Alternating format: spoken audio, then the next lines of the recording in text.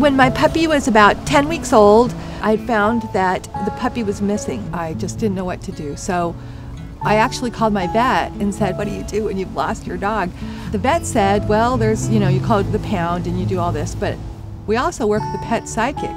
I just thought, this is weird. I get impressions from the animal. Are you alive? Are you dead? What's happening? Where are you? Marta sent me an email and said, I got a yellow house and a lot of other things, and I got a street. A couple days later, I got a call from a kid who was so excited. Lo and behold, it's the yellow house with the brown roof. So me and the little boy go running down the street, like, wow, this is it. This is amazing. And it's not my puppy. I said, okay, tuned in the puppy closer to the creek. And the minute she found that house, she looked next door, and there was her puppy going up the stairs. The only way that puppy came home was because of Marta sending me to that exact street corner. It's just a miracle. It's a miracle.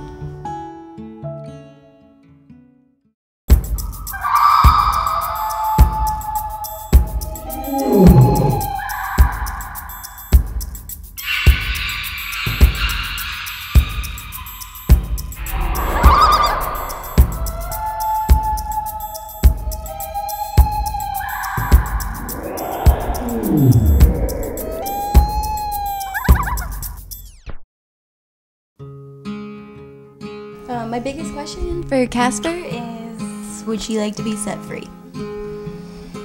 She said that in her heart she wishes that she was free, but she's worried that if she was set free, it would be a death sentence. So you've got snakes, birds, a chinchilla, cats, and I see a small dog. That's funny, because I have a papillon. And I see a rodent. Do you have a rodent? Do you have a rat or a mouse or something?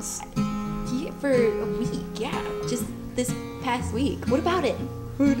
You don't have it anymore? No, I kept it around for snake food. Oh. Yeah, but I played with it a lot for the week that I had it. She wants to know if she's going to be snake food. No.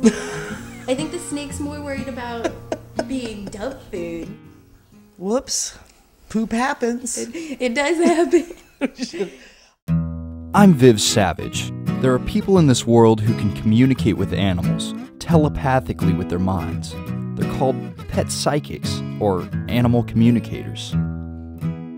Let's meet Kathy Correa, animal communicator and Reiki healer. I've come over the years to believe that animal communication isn't a place you go, it's a place you live. I mean, let's face it, how many animals go, oh, I think I'm going to drop into that space and communicate today. They're just living in that space. But for us, it's harder. So what usually happens is I get the message very quickly. What takes time is the interpretation. And what's fascinating to me is how I know I'm talking to somebody's animal is they will validate it for me. It's a spirit-to-spirit conversation using the telepathic connection.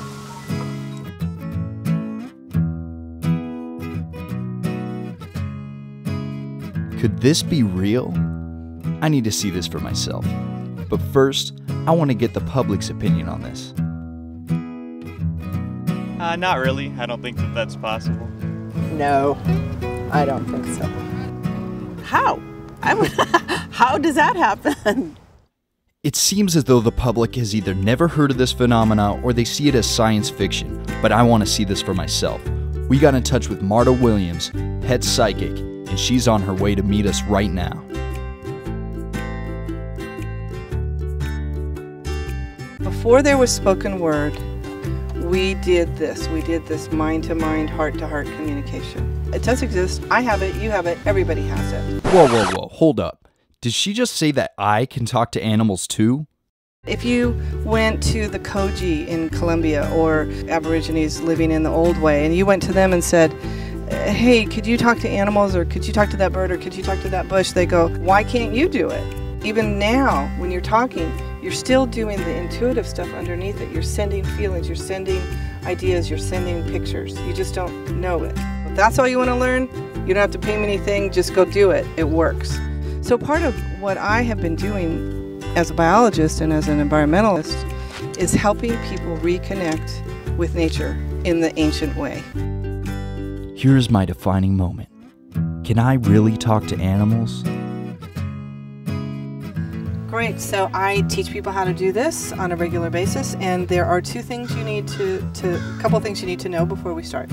One is you're going to be looking for what I call intuitive impressions about Norman. You're going to be getting your first impressions. Those impressions could be feelings, ideas. Close your eyes, think about Norman, and tell me the first things that are popping into your head. I'm sensing that he's a family man, meaning he loves like kids and he loves... Absolutely. He absolutely loves kids, and that's a wow, because how would you know that? You have not seen him around kids, and that's really true. Did he have a bad relationship with the last person he was? Yes, absolutely, and that's Okay. a wow. Okay. He was abused. He when I first got him, he would flinch like you were going to hit him. So that's really good. That's a wow. Okay, everything I said was a wow. You couldn't have made it up. So in 2 seconds, you guys are proving to yourself, I hope, that you can do this, and everybody can do this.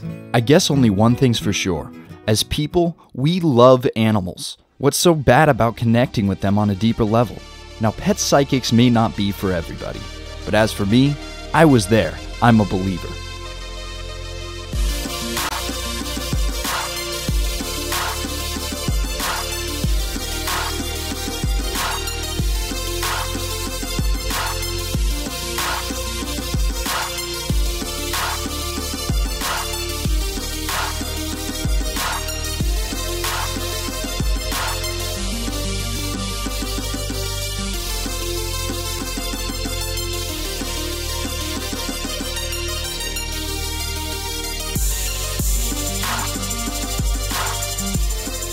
Alright, so I just had my first experience with a pet psychic, and honestly, going into it, I didn't really know what to expect. It was really calm. I honestly felt like she connected with me and my dove Casper. She said some things that were really weird, that really had me believing. Like, at one point, she mentioned the other animals that I had in my room, and without me even having to say anything, she said, "Did you have a mouse?" And ironically enough, I had a mouse in my room for a week, and I noticed Casper being interested in the mouse when it was there. And that was really cool. Yeah, overall, really good experience, and I'm surprised.